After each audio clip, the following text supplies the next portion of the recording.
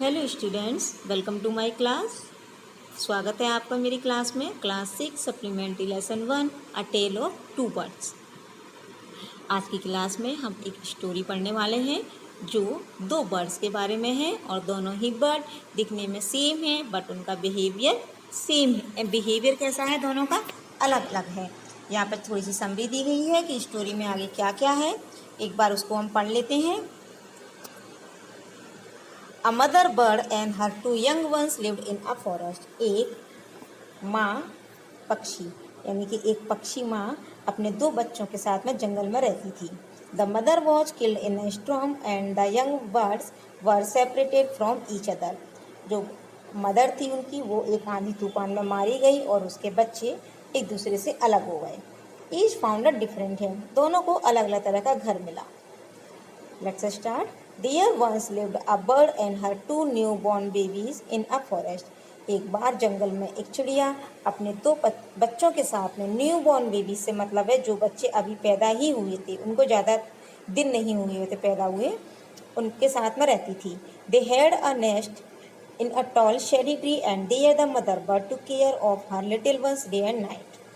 उनका जो घोंसला था वो एक ऊंचे और छायादार ट्री पर था जहाँ पर वो मदर बर्ड अपने बच्चों की दिन रात देखभाल करती थी। One day there was a big storm. एक दिन तेज तूफान आया. There was thunder, lightning and rain and the wind blew down many trees. और इसमें इस तेज तूफान में बिजली चमकने लगी, तेज बारिश होने लगी और तेज हवा की वजह से कई ट्री नीचे गिर गए. The tall tree in which the birds lived also came down. वो ट्री, ऊंचा ट्री जिस पर वो पक्षी रहते थे, वो भी नीचे आ गया, गिर गया. A big heavy branch hit the nest and killed the bird. एक बड़ी सी शाखा उनके घोंसले से जाकर टकराई और उन बच्चों की माँ मारी गई. Fortunately for the baby birds the strong wind blew them away to the other side of the forest. Fortunately में दुर्भाग्य से वो बर्ड के बच्चे स्ट्रॉन्ग हवा के बहाव की वजह से फॉरेस्ट के दूसरे किनारे तक पहुंच गए. One of them came down near a cave where a gang of robbers lived. उनमें से एक उस गुफा के पास आकर गिरा जहां पर डाकुओं का गैंग रहता था. द अदर लैंडेड आउटसाइड अ ऋषिज आश्रम अ लिटिल डिस्टेंस अवे. और जो दूसरा वाला था वो ऋषि के आश्रम के बाहर आके गिरा जो थोड़ी ही दूर पर था.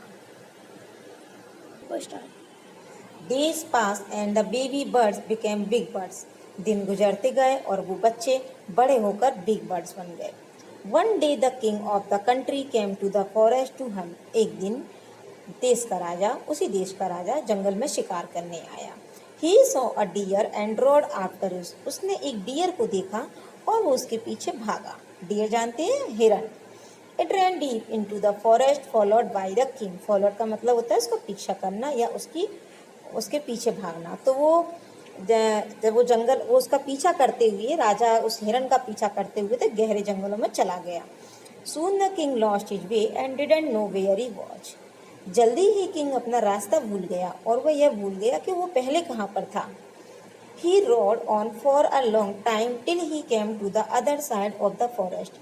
वो काफ़ी देर तक अपने घोड़े पर सवारी करते हुए इधर उधर भटकता रहा और वो आखिर में एक जंगल के दूसरी तरफ आ पहुंचा. Very tired by now.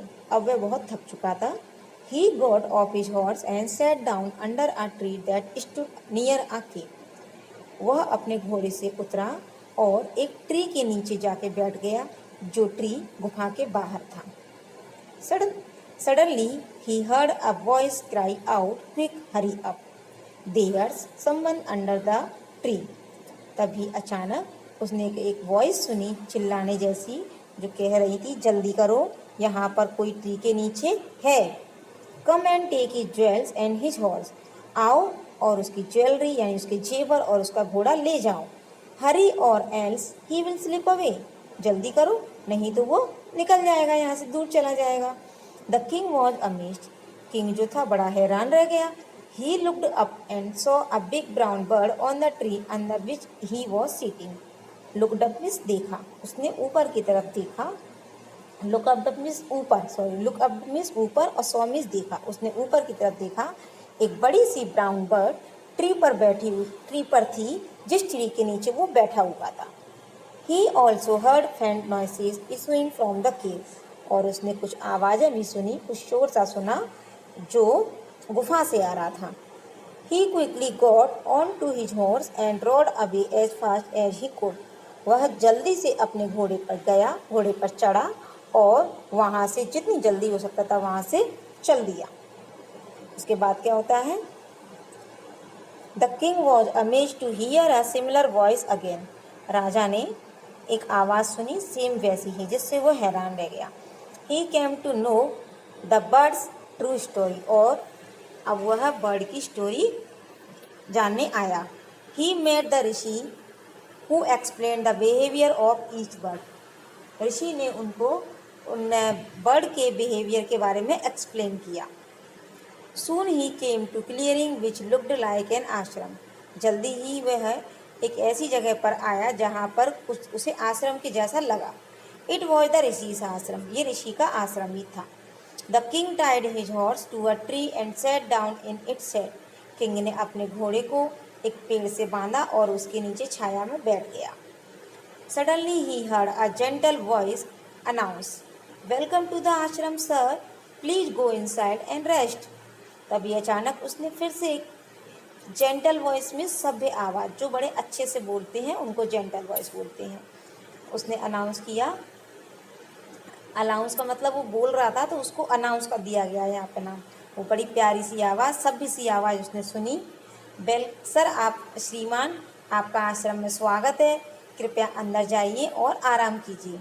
The rishi will be back soon, ऋषि जल्दी ही आते होंगे। There's some cold water in the pot. यहाँ बर्तन में कुछ ठंडा पानी है। Please make yourself comfortable. कृपया अपने को आरामदायक कीजिए। The king looked up and saw a big brown bird in the tree. King ने फिर ऊपर की तरफ देखा, एक बड़ी सी ब्राउन कलर की बर्ड उस ट्री पर थी। He was amazed. तो फिर से हैरान रह गया। This one looks like the other bird outside the cave.